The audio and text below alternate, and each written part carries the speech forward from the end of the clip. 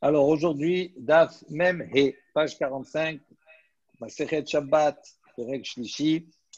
Nous sommes arrêtés à la 6e ligne en partant du haut, en bout de ligne, Verav Kerabi Yehuda Svirale. Donc on s'est arrêté sur une sheila, sur une question. On a vu que Rabbi Yehuda, donc il y a une discussion Rabbi Yehuda, Rabbi Shimon sur la notion de Muktzeh. Ok, donc tout objet qui a été mis de côté depuis la veille de Shabbat ne peut pas être utilisé pendant Shabbat, il y a un digne de Muktzeh.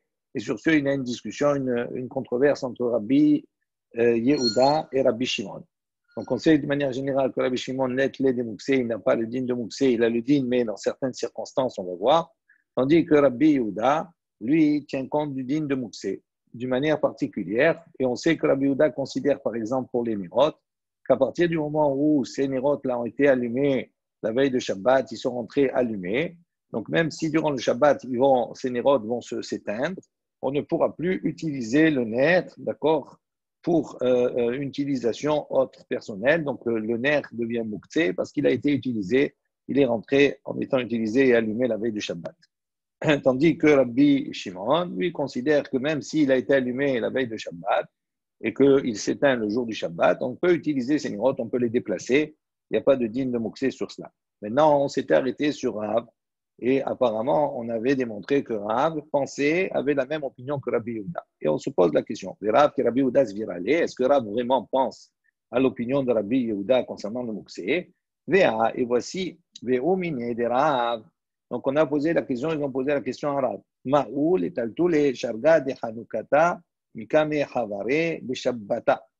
Donc, ils ont posé la question. Ils disent, quel est le din, quelle est la règle concernant le déplacement des sharga de Hanukata, des veilleuses de Hanouka, mikame havare, devant. Havare, ici, c'est un peuple qui était à l'époque des Perses, qui était assez sauvage, etc., tout cela.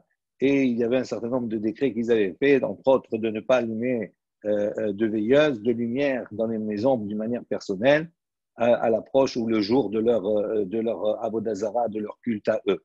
Et donc, ils allumaient, donc les Bnei Israël allumaient pour honorer Shabbat, pour honorer Hanouka à l'extérieur. Et quand le temps était fini de la mitzvah de Hanouka, ils débarrassaient, ils enlevaient ces nérotes-là. Il dit, est-ce que maintenant, quand on a allumé la veille de Shabbat, la Hanoukia, et que cette Hanoukia s'est éteinte, est-ce qu'on a le droit de déplacer cela, en raison de ce peuple-là, qui représente un danger pour le peuple d'Israël? Est-ce qu'on peut les déplacer ou pas? Donc ça, c'est la question qui a été posée à Rav. Il a répondu, Shapir Damé. Il leur a dit, oui, on peut déplacer donc les lumières de Hanouka. Il dit, parce que quand c'est un moment, un moment comme ça où on est contraint par la force des choses parce qu'il y a une sakana et un danger, c'est différent de tous les autres cas et c'est permis. Deha, Amar le Rav Kahana, Rav Ashi, le Rav Achi Ilcheta. Donc, sur ce sujet-là, Rav Kahana et Rav Ashi, donc ils ont demandé, ils ont dit à Rav, ils ont posé la question, ils ont dit, les Rav Aï Ilcheta, est-ce que la halakha est comme cela selon Rav? Amar Lehu, donc il leur a dit, à ce moment-là, Rav, il leur a répondu, Kedai ou Rabbi Shimon nismo alav b'sha'at adchad. Il leur a dit, Kedai ou Rabbi Shimon. Donc ça veut dire, effectivement, Rabbi Shimon est un homme suffisamment important, d'accord, pour que l'on puisse s'appuyer sur lui, b'sha'at adchad, dans un moment difficile, entre autres de sakana ici. Et même si on voit d'ici que Rabbi Yehuda, on a voulu porter une preuve que Rabbi Yehuda ne suit pas l'opinion, que Rav ne suit pas l'opinion de Rabbi Yehuda, en disant que voilà, il pouvait déplacer, il a autorisé à déplacer les nérotes de Hanouka. Et on a répondu, on a dit non, dans ce cas-là, il a déplacé Bishat Atrak parce que c'était un moment de sakana, et donc il s'appuyait à ce moment-là, dans ce cas-là précisément, sur l'opinion de Rabbi Shimon pour autoriser. Mais on reste toujours avec l'idée que Rav, il pense comme Rabbi Yehuda. Pe'amine Reish Lakish, mais Rabbi Yohanan. Donc, Reish Lakish a posé la question à Rabbi Yohanan. La question suivante. Hitim shezar'an bekarka ou betzim shetahat tarnigolet ma'ou. Il a posé la question. Il dit voilà, si on a ensemencé des grains de blé sur la terre, d'accord? Hitim shezar'an bekarka. On a lancé des grains de blé dans la terre la veille de Shabbat. Ou betzim shetahat tarnigolet, où on a mis des œufs à couver, d'accord, sous les poules. Donc, on parle ici de hitim, de blé, qui n'ont pas encore développé des racines, qui ne sont pas encore rentrés dans la terre. Ils ont été jetés comme cela pour être semés sur la terre, mais ils n'ont pas eu le temps de développer des racines. Dit Ma'ou, quel est le din? Est-ce que si maintenant la personne, le lendemain Shabbat, elle veut prendre ses grains pour les manger ou elle veut prendre ses œufs-là, est-ce qu'elle a le droit ou pas? Ou bien on va considérer non, qu'il y a un din de Mouksé, puisque la veille, on les a destinés à autre chose. Qu'il est les Rabbi Shimon, Ma'ou dit. Quel est le din? Qu'il est les Rabbi Shimon Mouksé, Echad elo dahye beyadaim. Echad dahye beyadaim, itle Mouksé. Odilma loshna. Donc, il dit, quelle est la question qu'il pose? Il dit, qu'il est les Rabbi Shimon. On sait que pour Rabbi Shimon, les Mouksé, il n'y a pas le din de Mouksé. Dans quel cas il n'y a pas le din de Mouksé pour Rabbi Shimon? Uniquement dans le cas où Dahye Beyadaim, c'est-à-dire il n'a pas repoussé des deux mains la chose. Ça veut dire quoi? Ça veut dire qu'il n'a pas mis de côté délibérément. Rabbi Shimon il considère qu'il n'y a pas un din de Mouksé. Le seul moment où il peut avoir un din de Mouksé, si maintenant, délibérément, la veille de Shabbat, la personne elle prend cet objet ou elle consacre l'objet, elle dit cet objet, je ne vais pas l'utiliser Shabbat. Si elle fait ça délibérément, à ce moment-là, elle a repoussé l'objet la veille de Shabbat. Et donc, Rabbi Shimon, il considère que le lendemain, c'est un din de Mouksé. C'est le seul cas. Il dit, et donc, on va dire, à quel moment Rabbi Shimon considère qu'il y a Mouksé? Uniquement s'il l'a repoussé des deux mains, ça veut dire s'il l'a délibérément mis de côté. Ou bien on va dire non, il n'y a pas de différence. Qu'il est repoussé ou pas repoussé, dans tous les cas, il n'y a pas de din de Mouksé pour Rabbi Shimon. Amar il lui a répondu En Mouksé de Rabbi Shimon, et là, Shemen Shebaner, Misha'a Shihud Oleg, Ohil Ve'uksa le Mizvato, Uksa le Hissuro. Alors, on avait posé la question, 2 secondes, je reprends. Et donc, il est le Rabbi Shimon Mouksé Echad Elo Hadadaim. D'accord? Donc, il dit ici, Amarle, donc il a répondu, En Mouksé de Rabbi Shimon. En vérité, le din de Mouksé pour Rabbi Shimon ne s'applique uniquement chez Men pour l'huile, chez Baner, qui se trouve dans le nerf, d'accord, dans la veilleuse, Béchara chez Oudolek, au moment où la veilleuse, elle est allumée. C'est-à-dire, à partir, quel est le principe du Mouksé pour Rabbi Shimon? Uniquement dans le cas où il y a une veilleuse Shabbat, qui a été allumée la veille du Shabbat, donc Shabbat elle est restée allumée, elle est allumée, et l'huile qu'il y a dedans, c'est Mouksé. Pourquoi? Il dit, oh, il veuksa, mais mitzvato, il dit, puisque cette huile-là, elle a été réservée depuis la veille pour accomplir une mitzvah qui est d'allumer les nérotes, veuksa les hisuro. Et également, cette huile-là, elle est mise de côté, les isuro, pour un interdit. Pourquoi? Parce que Rabbi Shimon, il est d'accord que quand la veilleuse, elle est allumée, on n'a pas le droit de prendre de cette huile parce qu'à ce moment-là, on va l'éteindre, on va activer, on va dire, on va provoquer qu'elle s'éteint beaucoup plus vite. Donc, il y a un issour et il y a une mitzvah.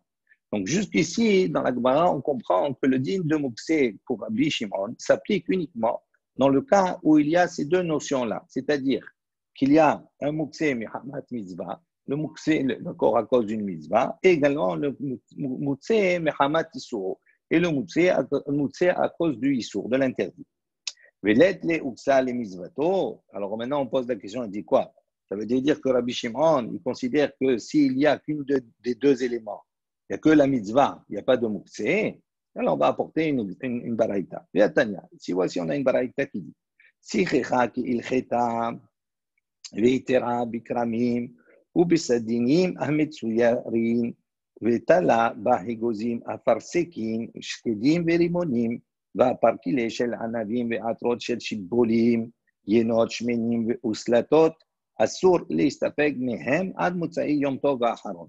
ואם התנה עליהן, הכל לפי תנאו.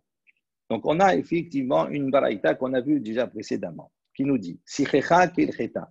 Donc, on parle pour la fête de Sukkot. Donc, il a fait le schar, donc il a recouvert sa soukha comme il se doit. Ve'itera bikramim, donc il a orné, comment on dit, il a décoré, voilà, il a décoré, d'accord, avec des tentures de couleurs, Zdanim Metsuyarin, avec des tentures qui étaient donc avec des formes, etc.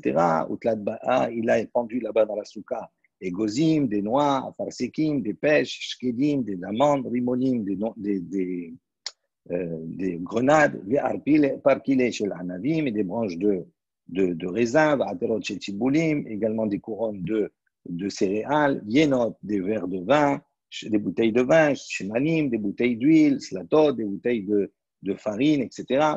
Il dit tout cela, assur l'istapek mehem, yom tov acharon shechal. On n'a pas le droit de les utiliser jusqu'à que finisse le dernier jour de la fête. Mais si avant cela, on a conditionné leur utilisation ou pas, tout va selon le tnaï, les conditions qu'on a mis au départ. Mais autrement, on n'a pas le droit de tirer profit de tout cela. Et donc, on voit d'ici que quoi? Que même s'il y a ici, il n'y a qu'une seule condition qui est requise, c'est quoi la condition? C'est que tous ces éléments-là, c'est les mitzvatos, c'est pour une mitzvah. Et donc, on voit que dans cette baraïta, on nous dit même pour une mitzvah, on voit que c'est mouksé, qu'on n'a pas le droit de les utiliser. Alors maintenant, on pose la question, Umimaï de Rabbi Shimon, tous ces temps que cette baraïta, elle va selon l'opinion de Rabbi Shimon, parce que nous, on essaie de démontrer. Nous, on a dit Rabbi Shimon, pour qu'il y ait mouksé, il y a deux conditions. Il faut qu'il y ait mouksé mihamat isur et mouksé mihamat mitzvah. D'accord? Si les deux sont réunis, à ce moment-là, il y a le mouksé pour Rabbi Shimon. Et là, on voit que quoi? On a posé la question. Alors, s'il y a une des deux conditions, est-ce que Rabbi Shimon, il n'y a pas de din de mouksé? Voilà la baraïta. Dans cette baraïta, on voit qu'il y a une des deux conditions, et pourtant, il y a le din de mouksé. Alors, on dit maintenant, nous, on essaie de prouver parce qu'il n'y a pas marqué l'auteur. On a apporté la baraïta comme ça. La Gemara dit, de Rabbi Shimon. D'où sait-on que cette baraïta, ça va selon l'opinion de Rabbi Shimon? Il dit Détané Rabbi Hiya bar Yosef, comme de Rabbi Yohanan. Donc, on a enseigné Rabbi Hiya bar Yosef, le fils de Yosef, il a enseigné devant Rabbi Yohanan. Il a dit En notlin aitzim minasuka beyom tov. Et là, minasamur là. Rabbi Shimon matir. Beshavin besukat ahad behad shehi asura. Vehi mitnahala aleha akol lefit nao. Donc voilà, porte voilà. Un autre enseignement. On nous dit comme ça, on parle d'une souka, ici on ne parle pas de la souka de la fête de Sukkot, mais on parle d'une cabane. Et une cabane, quand quelqu'un il a une cabane à la maison, en été, en mois de Nissan, comme il veut, d'accord, ou pour Shavuot, c'est Yom Tov. Il dit, cette souka-là, on n'a pas le droit de prendre les bois, d'accord, de la souka ou du toit, d'accord, pendant Yom Tov, parce que c'est mouksé, étant donné que c'est réservé à la souka, on n'a pas le droit de détruire pendant Yom Tov un élément. Donc il dit, et là, mina samour là. Mais en revanche, tous les bois qui se trouvent autour, qui n'ont pas d'incidence, c'est-à-dire qui n'emportent pas la souka elle-même, la maison, la cabane elle-même, donc on pourrait prendre de ces bois pendant Yom Tov, parce que si on a besoin d'allumer un feu, etc. Donc on voit que les bois de la souka, qui eux tiennent la souka, si on les prend, on détruit la souka, à ce moment-là, ils sont mouksé, c'est mouksé. Rabbi Shimon, sur cela, Rabbi Shimon, il dit, Matir, lui, il dit non. Si la souka, maintenant, elle est cassée, elle est tombée, par exemple, pendant Yom Tov, il dit, on a le droit de prendre, puisqu'on ne détruit plus rien. Il dit, tandis que dans le premier cas, le Tanakama, qu'est-ce qu'il dit? Il dit, à partir du moment où la souka, au début de Yom Tov, elle était souka, elle était une cabane, elle était construite, même si elle se détruit, je n'ai pas le droit de prendre les bois qui ont construit cette souka, parce qu'ils sont mouxés depuis la rentrée de Yom Tov. En revanche, pour Rabbi Shimon, il dit, Matir. Il dit, il permet. Si c'est cassé, il permet de prendre. Les Chavines, en revanche, là où ils sont tous les deux d'accord, Besoukat ahad behad. Il dit, ils sont d'accord. Même Rabbi Shimon, il est d'accord que pour la souka de la fête de Sukkot, on parle de cette souka-là, Shehi Asura, il dit, elle est interdite. Veim hitna aleha akol lefitna. Aussi, il a fait des conditions, c'est chacun selon sa condition. Mais d'une manière générale, la souka, vous m'entendez toujours? Parce que ça, il y a eu un problème. Ouais, c'est bon. En revanche, il dit, donc Rabbi Shimon, il dit quoi? Il est d'accord avec le Tanakama, il dit non. Il dit, la souka de Sukkot, à partir du moment où elle était destinée à la souka, à la mitzvah, donc il dit, c'est interdit. On n'a pas le droit d'en tirer profit, c'est mouksé. Donc on voit ici une preuve supplémentaire qui montre que Rabbi Shimon, même s'il a un seul élément qui est ici mouksé, mihamat, mitzvah, il considère que c'est mouksé. Et non pas comme on a voulu lire tout à l'heure précédemment, en disant qu'il faut les deux éléments. On répond qu'un shemen shebaner. Il dit non. Là-bas, quand on a dit précédemment, le seul mouksé qu'il y a pour Rabbi Shimon, c'est le nerf, etc. Il dit non, là-bas, il ne faut pas lire. C'est le seul comme ça. Il dit tout ce qui ressemble, qu'un shemen shebaner. Tout ce qui ressemble au principe du nerf qu'il y a, de l'huile qu'il y a dans le nerf. Ka'amrinan, nous avons dit. Il dit, puisqu'il a été utilisé pour une mitzvah, également, il a été mis de côté pour le issour. Il dit tout ce qui ressemble à ça. Donc, on voit que c'est pas quelque chose il ne faut pas obligatoirement les deux éléments, même s'il y a un élément. On voit que Rabbi Shimon, il a ce principe-là qui s'applique. Et il dit même pour la soukha, il faut que ça ressemble au cas du nerf. Pourquoi? Parce que donc, à partir du moment où lui, il considère qu'il y a un muktzeh à cause de la mitzvah, donc, c'est-à-dire, quand on est rentré dans la fête, quand on est dans le Shabbat, cet élément-là, il supporte une mitzvah, il est là pour accomplir une mitzvah, comme la soukha et comme le nerf. À ce moment-là, également, il y a dans cela, muktzeh les isuro. Il y a un muktzeh qui est lié à un isuro. On n'a pas le droit de le prendre. Itmar Nami, on a enseigné également. Amar Bihya Barabba Amar Yohanan. En muktzeh les Rabbi Shimon, et là, qui a un shemen shebener. בשעה שהוא דולק, הואיל והוגזל למצוותו, הוגזל לאיסורו. Il dit effectivement, on voit que Rabbi Hiya Barabba, il a enseigné au nom de Rabbi Yohanan, où on va donc appuyer ce qu'on vient de dire précédemment concernant l'opinion de Rabbi Shimon, où on dit là-bas, il n'y a pas de muktzeh pour Rabbi Shimon, uniquement qu'un shemen, tous les éléments qui ressemblent au shemen shebaner, à l'huile qui se trouve dans le nerf, בשעה שהוא דולק, au moment où il est allumé. Il dit là-bas, il dit, puisque ce nerf-là, il a été mis de côté les mitzvato pour sa mitzvah, également, il a été mis également de côté les isuro pour son interdit. Amar Rabbi Yehuda, Amar Shmuel. Donc ici, à ce niveau-là, on a parlé à propos du nerf, d'accord, ce qui ressemble au nerf, au niveau des objets du muktzeh de Rabbi Shimon. Maintenant, on va voir d'autres notions, d'autres objets, d'autres choses qui font également effet de muktzeh pour Rabbi Shimon. Amar Rabbi Yehuda, il a dit à Amar Shmuel au nom de Shmuel, en muktzeh le Rabbi Shimon, et là, grugerot levetzimukim bilvad. Dans le domaine des nourritures, Shmuel, il enseigne, il dit, pour Rabbi Shimon, il est considéré comme muktzeh uniquement grugerot vetzimukim, uniquement les figues sèches, et les raisins secs, uniquement. Comment se passait à l'époque? Il dit donc pour assécher les raisins ou bien les figues, il prenait les raisins et les figues et il les montait sur le toit. Il montait sur le toit et à ce moment-là, il commençait à s'assécher. Il dit à partir du moment où ça sèche, on va y arriver. Il y a deux éléments qui se passent. Si je les monte sur le toit, c'est soche. Ouais. Avec les S, on s'en fout maintenant, les cheveux. S'il le monte sur le toit, à ce moment-là, il y a deux actions qui vont se passer. C'est ça qui va être important. Quelles sont les deux actions? Il dit le fait de les monter sur le toit. Donc, ça veut dire que déjà, il les a repoussés des deux mains. Ça veut dire pour Rabbi Shimon, il a mis de côté délibérément ces figues-là pour être asséchées. D'accord? Donc, il les a retirées on va dire, du cursus de la consommation. Et le deuxième élément qui se rajoute à cela, c'est qu'à partir du moment où ils commencent à sécher, et ce moment-là, ils considèrent qu'ils sont plus consommables. Tant qu'ils ne sont pas secs totalement, ils n'ont plus la même possibilité d'être consommés et d'être mangés. Donc, il y a deux éléments qui sont apportés ici, qui sont importants. On a dit, ça c'est, donc, Shmuel, il dit, voilà, pour Rabbi Shimon, le muktzeh dans la nourriture, c'est uniquement gros garot, vetzimukim. S'il y a d'autres aliments, il n'y a pas de problème de muktzeh pour Rabbi Shimon. Il dit, si on a enseigné une baraita, si la personne était en train de manger des tehenim, des figues, et il lui est resté de ces figues qu'il a mangées, et le reste qui lui restait, il l'a monté sur le toit, pour en faire des figues sèches. Il a mangé des anavim, des raisins, il lui en est resté. Il les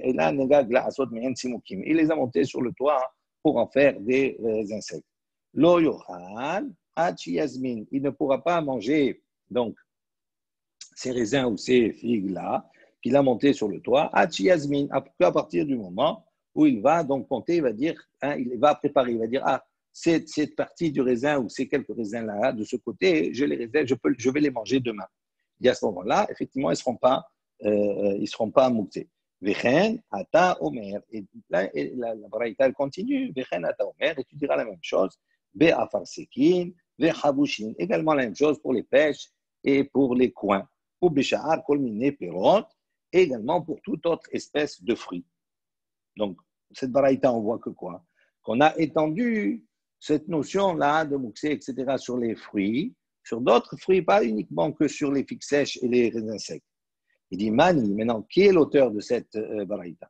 Il est Rabbi Yehuda. Si on va dire que c'est l'opinion de Rabbi Yehuda, Uma, c'est pas possible. Pourquoi? Uma echad ela dihaye biyadaim itle mukse.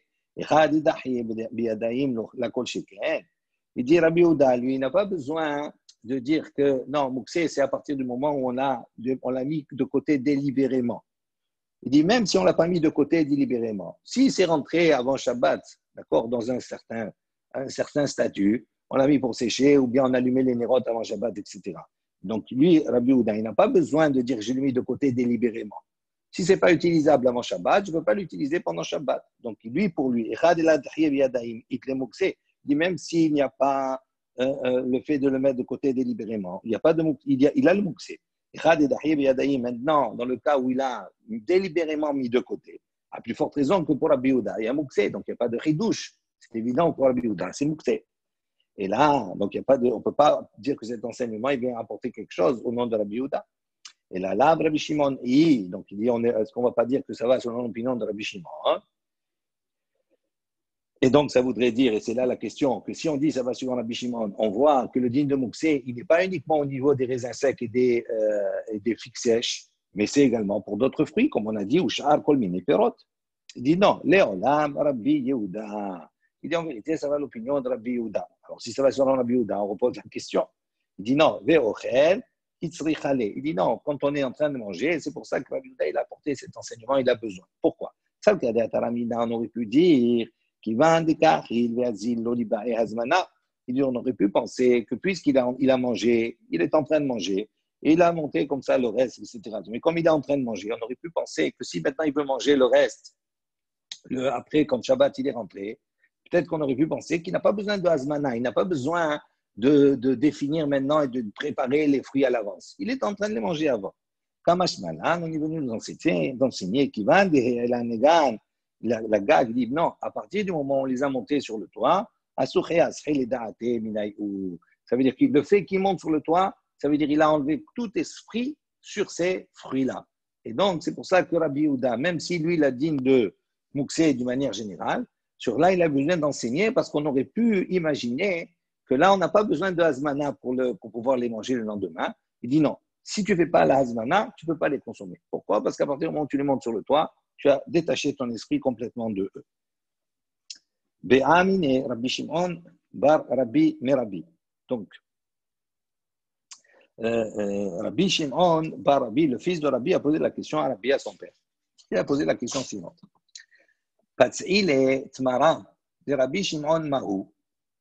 Donc, Patz'ile Tmara, c'est quoi Patz'ile Tmara? Ce sont Tmarim Anilkatim Kodem Bishulam. Ce sont des dates qui ont été récoltés, qui ont été pris avant qu'ils ne soient mûrs. Donc, ils ne sont pas encore mûrs. D'accord? Et on les met là-bas dans des paniers, d'accord? Qui sont faits en loulavine, c'est-à-dire ils sont faits en palmier, d'accord? Et c'est dans ces paniers-là qu'ils vont continuer, on va dire, à mûrir. Alors, il dit, pour Rabbi Shimon, quel est le statut qu'ils ont? Est-ce que c'est mouxé ou pas mouxé? Amarli.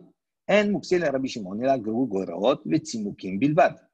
on a dit, pour Rabbi Shimon, on a dit précédemment que le din de Mouxé ne s'applique uniquement pour les figues sèches et les dattes et les raisins secs.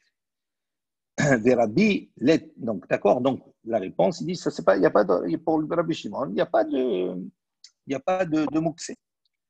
Maintenant, des Rabbi, les Mouxé, donc ça c'est qui est-ce qui répond? C'est Rabbi, puisque c'est Rabbi Shimon, le fils de Rabbi, qui a posé la question à Rabbi. Et donc, la Gemara tente à vouloir dire ici que la réponse que Rabbi il donne, ça veut dire que Rabbi il pense comme Rabbi Shimon. Et c'est pour ça que nous, on pose la question, Rabbi, let les Mouxé. Donc, s'il pense comme Rabbi Shimon, ça veut dire que Rabbi n'a pas le din de Mouxé comme Rabbi Shimon. D'accord? Parce que c'est la réponse qu'il donne à son fils. Donc, nous, on s'interroge, Rabbi, let les Mouxé, est-ce que Rabbi vraiment il n'a pas de din de Mouxé? Puis, voici, on a une Mishnah où on nous dit là-bas, En mashkin veshochatin et midbariot, Aval mashkin et shochatim et habaytot. Donc, il y a une Mishnah qui dit comme cela à propos de la shrita d'un animal pendant Yom Tov, oui, il dit en mashkin et shochatim. Donc, généralement, avant de faire la shrita d'un animal pour le consommer, on lui donnait à boire de manière, parce que c'était plus facile après pour le dépecer. Donc, il dit on n'a pas besoin, on n'a pas le droit d'abreuver et de faire la shrita et d'abattre et hamidbariot. C'est quoi hamidbariot? C'est-à-dire les animaux qui se trouvent dans les champs, qui se trouvent dans les déserts, qui ne sont pas dans la ville. Ce sont des animaux cachers, pas des animaux sauvages, des animaux cachers. Vous savez que les animaux qu'on a, les brebis, les vaches, etc., bien souvent, on va les faire paître, d'accord, à l'extérieur de la ville, dans les montagnes, etc., tout ça. Et des fois, elles passent, comment ça s'appelle, Sylvain? Des prairies. Elles passent des fois des mois et des mois. Il y a un nom Les spécial, je pâturages. sais. Les pâturages. Dans les pâturages, etc., tout cela. Donc ça, c'est ce qu'il appelle Hamid Bariot. Il dit, si ce sont des animaux qui ont été dans les pâturages, etc. Donc, c'est-à-dire à partir du moment où ils ont été à l'extérieur de la ville, ça veut dire qu'il a déplacé son esprit là, il ne pense plus à cela. Et donc, il ne peut pas aller prendre et faire la shrita, parce que c'est mouktsé. Aval, mashkin, veshohatin et abaytot. En revanche, il peut donner à brevet et faire la shrita, et abaytot, bayit, c'est-à-dire ceux qui sont dans la maison, ceux qui sont dans la ville, à proximité. Domestique. OK? Ça, c'est la baraïta. Vetania, et on continue, cette baraïta, elle explique. Mais ça veut dire qu'on exclut ceux de la ville alors? Ça veut dire que ceux de la ville, on a droit? Oui, parce qu'il n'y a pas de mouksé, puisqu'elles sont là. Donc, ça veut dire qu'elles sont prédisposées à ça. Donc, si j'ai besoin, Yom Tov, de faire la shrita et de manger, donc ça, il n'y a pas de problème. OK? Mais celles qui sont à l'extérieur, apparemment, on nous dit, tu ne peux pas les prendre spécialement pour Yom Tov, faire la shrita de celles-là. Pourquoi? Parce que comme elles étaient à l'extérieur, elles étaient loin de ta pensée quand le Yom Tov il est arrivé. Et donc, c'est ça ce que ça veut dire mouksé. D'accord? Donc, là, ici, c'est une Mishnah comme cela. Maintenant, sur cela, il y a une baraïta qui m'explique. Elohen midbariot. Qu'est-ce qu'on appelle midbariot, de ces animaux-là du désert? Kol shiyotzot bapesach venichnasot barevia. Il dit, quelle est la définition? On va voir qu'il y a une discussion. Il dit, tous les animaux qui sortent bapesach à Pessah, donc ils vont dans les pâturages au loin de la ville à Pessah, et qui reviennent dans la ville dès les premières pluies, c'est-à-dire en Cheshvan. Ça, c'est ce qu'on appelle midbariot. Baïtot, il dit c'est quoi baïtot? Maintenant la définition. Kol shiyotzot veroot chutz litchum ou baot velanot betoch hatchum. Il dit non, ce sont tous les animaux domestiques qui sortent de la ville pour aller paître à l'extérieur litchum, à l'extérieur de Alpaïm Ama, d'accord, qui a autour de la ville. Mais le soir, ou baot lanot, le soir ils rentrent à la maison pour passer la nuit là-bas dans le troum, dans l'espace de la ville. Il dit ça, c'est baïtot. On a compris. Sur ce, Rabbi Omer, donc maintenant Rabbi, il a dit quoi? Elu vaïlu baïtot hen. Il dit non, ces définitions qu'on a données, midbariot, baïtot, non, les deux, c'est considéré comme des baïtot. Ve'ilu hen midbariot. Selon Rabbi, voici qu'est-ce qu'on considère midbariot. Kol shiroot be'afar. Il dit non, tous les animaux qui vont paître be'afar dans les herbages. Il dit, et qui ne rentrent pas, d'accord, dans le Yishuv, habité, ni pendant la période de l'été, ni la période des Kshamim, dans la période de l'hiver des pluies. Il dit, ça, c'est ce qu'on appelle Midbariot. Maintenant, on voit que Rabbi s'est exprimé sur cela. Et donc, quand il a dit, ça, c'est les Midbariot, ça, c'est la Baïtot, ça veut dire qu'il est d'accord pour considérer que parmi ces deux catégories, il y a une catégorie qu'on appelle midbariot, d'accord, selon sa définition, peu importe la définition qu'on a, qui considère comme étant mouksé, donc il a le digne de mouksé. Donc comment on peut dire que Rabbi il est clé mouksé comme Rabbi Shimon? C'est sûr qu'il a le digne de mouksé. Voilà, on voit il a apporté cet enseignement ici. Donc on va apporter ici 3 réponses. Ibaet hema. Donc la première réponse, on y dit pourquoi non? Pourquoi la Rabbi considère qu'il y a un digne de mouksé pour ces animaux-là? Parce qu'ils sont considérés, ils ressemblent comme grugerot vetzimukim, comme les figues sèches et les raisins secs. Qu'est-ce que ça veut dire? Prenez Rashi juste à côté. Ibaetema, le premier Rashi, Ibaetema. Midbariot name ki grugarot dame. Pourquoi? Parce qu'on a vu que Grougarot pour Rabbi Shimon, c'est Mouksé. Pourquoi c'est Mouksé? Parce qu'il y a deux critères. C'est Mouksé parce qu'il y a deux critères. Le premier, des Dahin ou Biyadaim, parce qu'on les a repoussés, d'accord, Biyadaim des deux mains. Donc ici, à partir du moment où ce sont des midbariot, ça veut dire elles sont parties au loin, donc ça veut dire qu'on les a repoussés, on sait déjà depuis le départ qu'on les a amenés à être à l'extérieur. Donc c'est considéré comme les figues sèches ou le fait de les monter sur le toit, on a fait un acte qui les a séparés des autres. Ça c'est le premier critère. Veyesh, torach, lelech ou l'aviam.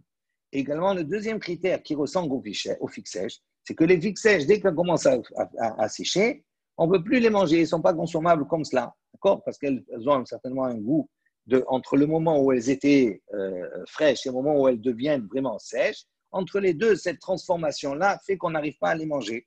Donc, et ici, c'est la même chose. Comme elles sont au loin, il dit caché, c'est yeshtorach. Il y a une difficulté, l'élère ou l'aviam. Difficulté pour aller les chercher, les apporter et les ramener. Donc, il dit, comme il y a deux éléments, deux critères qui ressemblent aux critères de Grogero de Tzimoukim, il dit, c'est pour ça que là-bas, Rabbi, il a dit Mouksé. D'accord? Donc, ça voudrait dire qu'il s'appuie toujours sur Rabbi Shimon, d'accord? Et que d'une autre manière générale, il dit que les Mouksé, il n'a pas de Mouksé comme Rabbi Shimon. On va donner une autre réponse. Les Dvarab de Rabbi Shimon Ka'amarle, Vele, los virale. Il dit non, on peut répondre d'une autre manière. Quand le fils de Rabbi Shimon, le fils de Rabbi, d'accord, il lui a posé la question, Rabbi, il a répondu par rapport à Rabbi Shimon, parce qu'il lui a posé la question, il lui a dit, il est des maral de Rabbi Shimon Ma'ou. Donc Rabbi, lorsqu'il lui répond selon Rabbi Shimon. Mais ça ne veut pas dire parce qu'il lui répond selon Rabbi Shimon que lui, il pense comme Rabbi Shimon. On lit dans les mots. Il dit, l'idvara de Rabbi Shimon Kamaré, selon les paroles de Rabbi Shimon, il lui a répondu. Vélé et lui, entendu Rabbi, l'osvirali, il ne pense pas comme Rabbi Shimon. Donc, à ce moment-là, il n'y a plus de contradiction entre ce qu'il a répondu à son fils et cette Mishnah où on voit que Rabbi Shimon se pose bien comme quelqu'un qui tient le digne de Mouksé. Veiba et Eman, troisième réponse, les divrehem de Rabbanan ka'amar lehu. Il dit en vérité, dans la troisième réponse, il dit non, il a répondu selon les propos des Chachamim. Et il leur a dit, donc les Chachamim, eux, ils ont un digne de Mouksé. Ok? Et lui, on peut dire qu'il n'a pas le digne de Mouksé. Mais comme il a répondu aux Chachamim, donc il va rentrer dans le même discours que eux. Et il leur dit, il leur a dit ainsi, les didi, les Mouksé, klal. Il dit, pour moi, je n'ai pas du tout le digne de Mouksé. Maintenant, les dit trop, maintenant, selon pour vous, Rabbanan, qui vous tenez compte du digne de Mouksé, au moins reconnaissez, des Echa, des Yotzot, Bapesar, Venichnesot, Berivia, des Baitot Ninhu, reconnaissez qu'au moins, celles qui sortent à Pessar et qui rentrent à la première pluie, c'est-à-dire au mois de Cheshvan, des Baitot Ninhu, qui sont considérés comme des Baitot, comme des animaux qui sont dans la ville. Verabanan, Amroule, Lo Midbariot Ninhu. Et les Chachamim, Amroule, lui ont dit, Lo Midbariot Ninhu, ils ne sont pas, ils sont considérés comme Midbariot, comme des animaux qui sont à l'extérieur. Ok? Amar Rabba Barbar Hana, Amar Yohanan. Donc Rabba Barbar Hana a dit au nom de Rabbi Yohanan, Amrou, ils ont dit. Donc c'est les Bnei Yeshiva, ils ont dit une chose suivante. Alaha qui Rabbi Shimon. La alaha, elle est comme Rabbi Shimon, qu'il n'y a pas de digne de Mouksé. Alors nous on s'interroge. Amar Rabbi Yohanan, est-ce que Rabbi Yohanan il a dit ainsi? Qu'il n'y a pas de digne de Mouksé. Est-ce qu'il pense que Rabbi Yohanan, il n'y a pas de digne de Mouksé comme Rabbi Shimon? Est-ce qu'il a dit que la halakha est que Rabbi Shimon?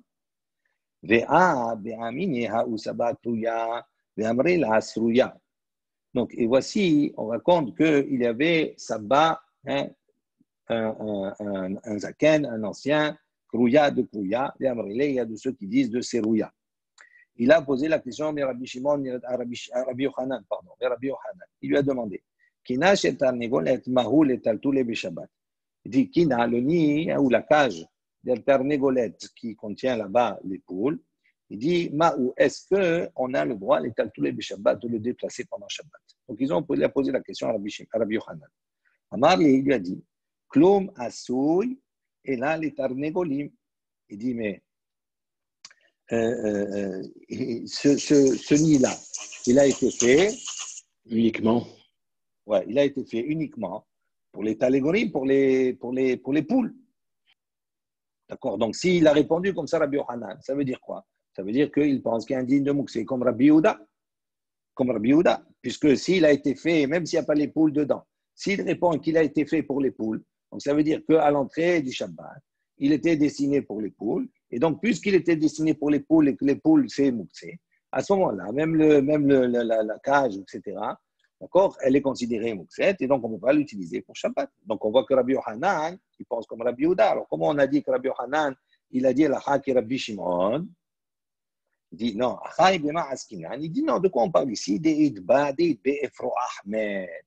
dit là-bas, on parle dans le cas où dans la cage, il y a un poussin qui est mort.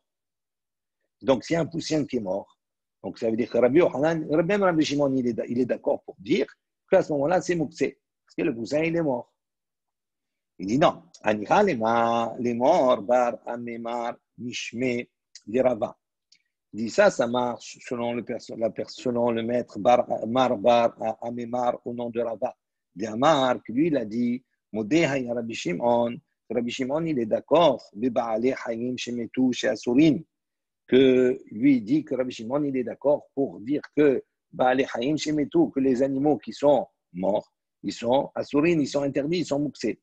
Et là, les Mar, Bré de Rav Yosef. Mais selon l'opinion de Mar, le fils de Rav Yosef, Mishmei de Rava, au nom de Rava, qui lui a dit non, il a dit que quelle est l'opinion de Rabbi Shimon sur ce sujet? Il dit Amar, Halou Kaya Rabbi Shimon, Afilu Ba'ale Haim, Shemetu. Il dit même Rabbi Shimon, il est en discussion sur Ba'ale Haim, Shemetu. Shehen Mutarin, que eux-mêmes s'ils sont morts, Hen Mutarin, ils sont permis. Qu'est-ce que tu as à répondre dans ce cas de figure-là, où pour Rabbi Shimon, même s'il y a un Efro Ahmet, il le considère qu'il est moutar? Il dit pourquoi? Il dit parce que normalement, si le Efro il est met, normalement il serait mouktsé. Parce que quel est le principe pour Rabbi Shimon? Pour Rabbi Shimon, c'est quelque chose qui avant Shabbat, on ne peut pas l'utiliser, comme la veilleuse. D'accord? Pourquoi? Parce qu'elle est allumée. Mais une fois qu'elle s'éteint, cet objet-là, ça évolue, donc on peut l'utiliser, on peut le réutiliser pour autre chose, peu importe. Donc il dit on peut à ce moment-là le déplacer. Ça, c'est l'opinion de Rabbi Shimon. En revanche, ici, maintenant, il dit maintenant, Efou Ahmed, nous on a voulu dire, s'il est mort, c'est fini, il est rentré Shabbat, il était mort. Donc, où il est mort pendant Shabbat, peu importe. Donc ça veut dire à ce moment-là, je ne peux plus l'utiliser. Oui, pour Rabbi Shimon, on peut, parce qu'on peut le donner à manger à des animaux. Donc il y a encore une utilisation qui peut être faite. Donc c'est pour ça qu'ici, il y a une opinion qui tendrait à dire on ne sait pas exactement. Selon certains, Rabbi Shimon, si c'est Efro Ahmed, un animal mort, il est mouxé. Selon d'autres, il n'y a pas de mouxé, il est permis. Donc, nous, on pose la question selon l'opinion qui penserait que Rabbi Shimon, même si c'est Efro Ahmed, il est met, c'est moutard. Donc, tu ne peux pas me rétorquer, me répondre et me dire non, dans ce cas-là, nous, on parle dans le cas où dans la cage, il y a un Efro Ahmed. Il dit parce que même s'il y a Efro Ahmed, selon certains, Rabbi Shimon dit c'est moutard. Il dit il n'y a pas de mouxé. Alors, il dit, alors de quoi on parle ici? Non, on parle dans un cas où dans la cage, il y a un œuf qui a été pondu pendant Shabbat. Donc, si l'œuf il a été pondu pendant Shabbat, à ce moment-là, c'est nolad. Donc, Rabbi Shimon, il va dire, c'est assour nolad. Il dit, Vehamar, il dit non, Vehamar Rav Nachman. Rav Nachman, il a donné un principe. Il a dit, Man de itle mukse, kle nolad. De let le mukse, let le nolad. Il dit non, celui qui a le din de Mouxé, il a le din de Nolad. Celui qui n'a pas le din de Mouxé, il n'a pas le din de Nolad. Donc, comme dans le Shimon, il n'a pas le din de Mouxé, donc il n'a pas également le din de Nolad. Donc, tu ne peux pas avancer ce cas en me disant, là, on parle d'une cage dans laquelle il y a un œuf qui vient d'être produit, donc c'est Nolad. Il dit même pour Rabbi Shimon, c'est Mouta. De'id be'betzat efroar. Il dit non, là, on parle dans un cas où il y a un œuf, betzat efroar, dans lequel il y a un poussin. Donc, il n'est pas encore sorti. Il y a un œuf dans lequel il y a un poussin. Donc, à ce moment-là, il y a deux choses qui viennent dire pourquoi Rabbi Shimon, dans ce cas-là, donc il interdirait. Pourquoi? Parce que, étant donné qu'il c'est un effroir, c'est-à-dire il n'est pas encore né, il est là, mais on ne peut pas le manger. Lui, l'homme, il ne peut pas le manger parce qu'il ne peut pas faire la shrita à ce moment-là. D'accord? Mais d'un autre côté, il ne peut pas donner aux chiens, aux clavim, aux d'autres animaux. Pourquoi? Parce que c'est encore la coquille. Donc, ça veut dire qu'on voit que les deux aspects font qu'on ne peut pas, quand même, pour Rabbi Shimon, c'est mouxé à ce moment-là. Donc, on revient au départ, à la question. Quelle était la question? Quand on a voulu dire, dire que Rabbi Yochanan, il pensait que Rabbi Shimon. Il a dit l'halakha que Rabbi Shimon. Et on lui est venu lui apporter un enseignement concernant cette anégonette Maoul et Taltoulé Beshabbat. D'accord? Est-ce que. Donc, il a répondu. Ah, ben, de toute façon, il a répondu comme Rabbi Yehuda aurait répondu, ça veut dire que c'est Mouktsé. Alors, on dit, donc, ça veut dire qu'il ne pense pas comme Rabbi Shimon, parce que Rabbi Shimon n'a pas le dit de Mouktsé.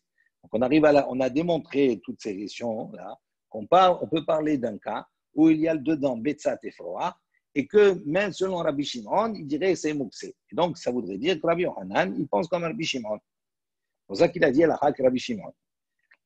Qui atar Rabbi Yitzhak de Rabbi Yosef, Amar Rabbi Yochanan, à la Hak Rabbi Yehuda. Et Rabbi Yoshua ben Levi, Amar à la Hak Rabbi Shimon. Elle dit non. Lorsque Rabbi Yitzhak, il est venu d'Israël à Babel, il a dit comme ça, de Rabbi Yosef, d'accord, le fils de Rabbi Yosef, il a dit comme ça, Rabbi Yochanan, il a dit, Alaha ki Rabbi Yehuda. Alaha, il est comme Rabbi Yehuda. Donc ça veut dire quoi? Ça veut dire qu'il a le digne de Mouksé. Rabbi Yoshua ben Levi, et Rabbi Yoshua ben Levi, lui, il a dit, Amar Alaha ki Rabbi Shimon. Il a dit, l'Alaha, il est comme Rabbi Shimon. Donc on voit d'ici que Rabbi Yochanan, il n'a pas dit Alaha ki Rabbi Shimon, puisque là, c'est clairement, on a un témoignage. Il a dit que l'Alaha, elle est comme Rabbi Yehuda. Amar Rabbi Yosef, Haïnou de Amar Bar Hana, Amar Rabbi Yochanan, Amrou, Alaha ki Rabbi Shimon. Amrou, Vele los virale. Donc, il répond maintenant. Rabbi Yosef, il dit, je comprends maintenant mieux ce qu'on a dit précédemment. Qu'est-ce qu'on a dit précédemment? On a dit, Amar Rabba Bar Hana. Regardez la lecture. Rabba Bar Hana, il a dit, Amar Rabbi Yochanan, il a dit au nom de Rabbi Yochanan, Amrou, ils ont dit, c'est pas Rabbi Yochanan qui parle. Amrou, ils ont dit, il rapporte ce qui a été dit. Il y a de ceux qui ont dit, Alaha ki Rabbi Shimon. Il a rapporté simplement ce que certains ont dit, que l'Alaha est comme Rabbi Shimon. Amrou, eux, ils ont dit, Vele los virale. Tandis que lui, Rabbi Yochanan, lui, los virale, il ne pense pas comme il a rapporté simplement ce qui avait été dit de certains qui disaient que l'Alaha est comme Rabbi Shimon. Mais Rabbi Yochanan, lui, il ne pense pas comme Rabbi Shimon, il pense que l'Alaha est comme Rabbi Yehuda. Mais dans le cas de l'œuf avec les froids à l'intérieur, Rabbi Yochanan, Oui. il est sauveur comme Rabbi Shimon, Rabbi Yochanan. Non, nous on a essayé. Dans ce cas précis. Oui. Alors, je t'explique 2 secondes. Je reprends la chose qui est importante. Nous, on a une question de base. C'est ça la question de base. Dans l'enseignement premier, on a voulu tendre à dire que Rabbi Yochanan, on n'a pas fait très attention à ce Amrou là, si tu préfères. Et on a assimilé Rabbi Yochanan qui a dit Alaha ki Rabbi Shimon. Maintenant, quand on a assimilé cela comme ça, on a posé une question sur ça. On dit comment Rabbi Yochanan, on peut dire qu'il pense comme Rabbi Shimon. Et on a apporté l'exemple, un exemple qui est obscur. On a dit on n'a pas le droit de déplacer le nid, on va dire, ou bien la cage, d'accord, dans lequel il y avait là-bas des tarnégolettes, qui est disposé qui est préposé pour des tarnégolettes, pour des poules, pendant Shabbat. Et quand on a posé la question, qu'est-ce qu'on peut faire? Rabbi Yochanan, il a répondu, il a dit, mais oui, c'est sûr que c'est Mouksé. Pourquoi? Parce que c'est prévu pour des poules. Ça s'arrête là. Ça veut dire qu'à ce niveau-là, on a un Rabbi Yochanan qui dit Mouksé dans ce cas-là, qui répond c'est Mouksé. Maintenant, nous, qu'est-ce qu'on a essayé de faire? De dire que si Rabbi Yochanan il dit c'est Mouksé, ça veut dire qu'il tend sur Rabbi Yehuda, pas Rabbi Shimon. C'est logique. Qu'est-ce que nous, on a essayé de faire? Qu'est-ce que la Gemara a essayé de faire? Elle a essayé de proposer des situations où même, ce même cas-là, d'accord, irait selon l'opinion de Rabbi Shimon pour rester dans la même lecture et dire que Rabbi Yochanan, il a dit Alaha ki Rabbi Shimon. C'est pour ça qu'on est arrivé à la proposition de dire, mais de quoi on parle ici? On parle d'une cage dans laquelle il y a Betsat et Froar. Mais ce n'est pas marqué dans l'enseignement à la base, dans la question. Oui, on a interprété. Alors, mais dans ce cas de l'effroi qui est dans le Betsa, on ne peut pas le manger. Rabbi Shimon, il dirait Mouksé. Personne ne peut le manger, ça. Donc Rabbi Shimon, il serait sauveur comme Rabbi Yehuda. Rabbi Shimon, il serait sauveur comme lui-même et il dit c'est Mouksé, effectivement. Et comme Rabbi Yochanan aussi, dans ce cas précis. Mais ce n'est pas comme Rabbi Yochanan. On peut pas déduire, on va dire sur ce cas-là, Rabbi Yehuda, il dit Mouksé, Rabbi Shimon, il dit Mouksé, Rabbi Yochanan, il dit Mouksé, tout le monde dit Mouksé. OK. Mais ce n'est pas parce que tout le monde dit Mouksé que tout le monde pense la même chose. Tu comprends? Ça ne veut pas dire parce que dans ce cas-là, Rabbi Yochanan, il a dit Mouksé, et que Rabbi Shimon, il a dit Mouksé, alors ça veut dire que Rabbi Yochanan, il pense comme Rabbi Shimon. Dans ce cas-là, il pense comme lui. Mais si ce n'était pas le cas exact, peut-être qu'il penserait différemment. C'est ça notre souci à nous. Tu comprends? Et quand Rav Yosef, quand Rabbi Yitzhak bar Rabbi Yosef, il est venu et qu'il a témoigné, qu'il a dit, voilà, un tel, il a dit la Rabbi Yochanan, il a dit directement la Rabbi Yehuda, à ce moment-là, c'est fini. On a notre réponse parce qu'elle est claire. OK? Amal et Abaye les Rabbi Yosef. Maintenant, Abaye, il vient parler à Rabbi Yosef. Il lui a dit, Ve'at lo tisberat Rabbi Yochanan ke Rabbi Yehuda. Il dit quoi? Tu as attendu que Rabbi Yitzhak vienne pour te dire que Rabbi Yochanan, il a dit la Rabbi Yehuda pour penser qu'il pense comme Rabbi Yehuda qui indique de Mouksé. Il dit, tu as besoin de cela? Il dit, mais logiquement, tu aurais pu déduire que Rabbi Yochanan, il pense comme Rabbi Yehuda. D'où tu sais? Ah, Amar Abba de Rabbi Yassi. Voilà, on raconte. Rabbi Abba de Rabbi Yassi, Cléou, les Bérav Abba. Ils sont arrivés dans la yeshiva de Rav Abba. Des mines Haïfa, de Haïfa. Venafal, Menarta al-Glimé de Rabbi Yassi.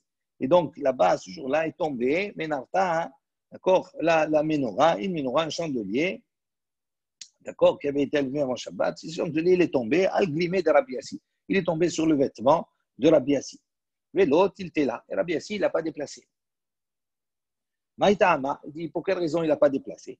Là, Mishtou de Rabbi Yassi, Talmida de Rabbi Yochanan, il dit, on sait que Rabbi Yassi, c'est l'élève de Rabbi Yochanan. Ah bah, Rabbi Yochanan, que Rabbi Yehuda Zvirale, et on sait que Rabbi Yochanan, donc on déduit d'ici que Rabbi Yochanan, il pense comme Rabbi Yehuda. Déitle, Mouksé. Voilà, pas besoin de tout ce qui s'est passé avant. C'est clair, Rabbi Yassi, c'est l'élève de Rabbi Yochanan. Et donc, quand Rabbi Yassi, la menorah, elle est tombée sur lui, il n'a pas ramassé la menorah, donc il a dit c'est Mouksé. Comment il a pris cela? Il a pris de son maître Rabbi Yochanan. Donc ça veut dire que Rabbi Yochanan, il tient le Mouksé comme Rabbi Yehuda. Amal, il lui a répondu, il lui a dit non, Minarta Ka'amrat. Menarta, Chané, il lui a dit non. Ici, on parle d'une menorah, d'un chandelier. Il dit un chandelier, Menarta, Chané, c'est différent. Tu ne peux pas tirer une preuve d'ici, de cet épisode-là, que comme Rabbi Yassi s'élève Rabbi Yochanan, donc ça veut dire que Rabbi Yochanan, il pense comme Rabbi Yehuda. Tu ne peux pas, pourquoi? Parce que ça s'est passé avec une menorah. Et alors? Rabbi Aha Barhanina, Rabbi Aha Barhanina, Amar Rabbi Yassi, il a dit au nom de Rabbi Yassi. Ora Resh Lakish, il a enseigné, Betsidon, Atsidon. Il a dit, Menorah hanitelet beyado ahat, mutar letaltela. Vishte yadav, asur letaltela.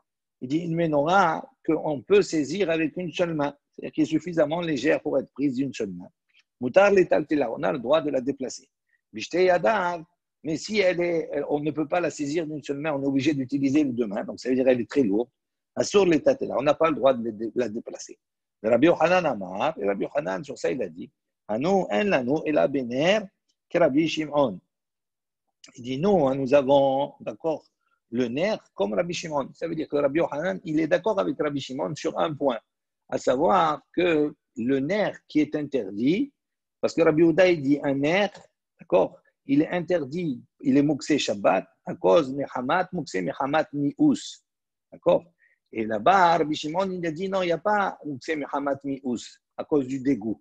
Il dit, Rabbi Yochanan, il a répondu, il dit, à cause du Mouksé Mehamat Mi'us, on n'a pas, on va comme Rabbi Shimon. Aval, il dit menorah, mais pour une menorah, il n'est pas d'accord, Rabbi Yochanan. Il dit ben itela beyado ahad, ben itela bishte yadav, asur letatela. Il dit qu'on la prenne d'une main ou qu'on la prenne avec deux mains, pour une menorah, c'est interdit de la déplacer. Veta amamai, il dit pour quelle raison? Rabba et Rav Yosef de Amrit Arbayu, donc Rabba et Rav Yosef, ils ont dit tous les deux, Ohil ve'adam kovea la makom. Il dit parce qu'une menorah, l'homme, il lui fixe une place. Donc, ça veut dire qu'avant Shabbat, elle a sa place. C'est ça l'objectif de la menorah, c'est-à-dire à décorer, etc. D'accord, même si l'anime avait. Elle a sa place, elle est à un endroit. Donc, elle est destinée à ne pas être déplacée de cette place. Comme l'homme, il fixe un makom, donc c'est pour ça que même si je peux la prendre d'une main, il dit même de deux mains, à ce moment-là, puisque la menorah a un statut particulier par rapport au nerf, qu'elle a une place qui est prédestinée avant Shabbat, donc si elle est tombée, je n'ai pas le droit de la prendre. Pourquoi? Parce que je n'ai pas le droit de la déplacer. Il dit c'est pour ça. OK? On va s'arrêter là pour le DAF d'aujourd'hui. Donc il n'apprend pas de Rabbi Yehuda alors.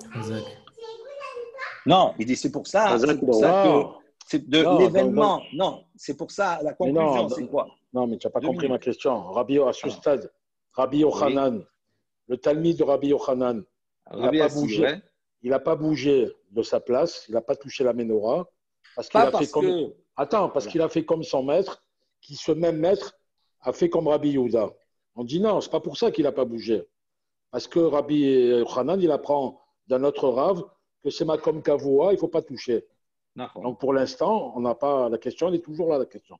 Non, et donc c'est pour ça que quand Abaye, il s'interroge, il dit à Rabbi Yosef, il dit, pourquoi tu as attendu que Rabbi Yitzhak il vienne te dire qu'il a rapporté, que Rabbi Yochanan a dit la Rabbi Yehuda pour apprendre qu'il pense comme Rabbi Yehuda. Tu n'as pas eu besoin de cela. On aurait pu apprendre de cet enseignement. Et on a démontré que cet enseignement, il ne peut pas. Donc c'est pour ça que Rabbi Yosef a attendu qu'il y ait eu ce Rabbi Yitzhak qui vienne. D'accord. À ce stade, on n'apprend pas de cet enseignement. Non.